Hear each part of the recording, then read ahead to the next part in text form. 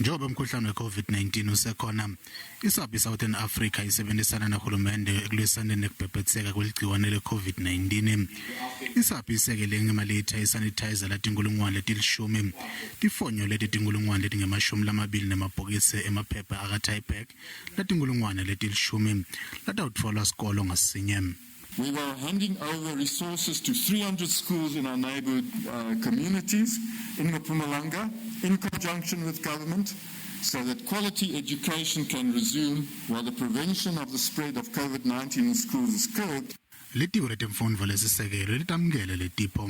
Obligation to open schools and live side by side with COVID-19.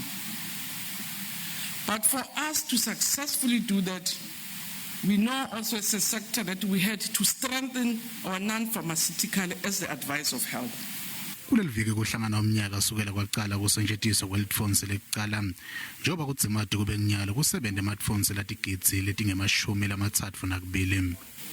Almost 17 million adult South Africans from the age of 18 and older have been fully vaccinated, and this translates to 42% of the target population of 39 million in our country.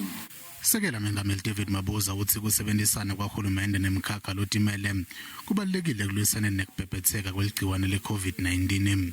We have to rebuild our economy. We have to create employment opportunities and ensure that livelihoods are improved and sustained. Mabuza uvakashele isikhungo lesithuthukisa emakhono eSAPPI nerenke ematekisi eMbombela kuqhuqhutela abashayeli nebagibeli ukuthi bagome.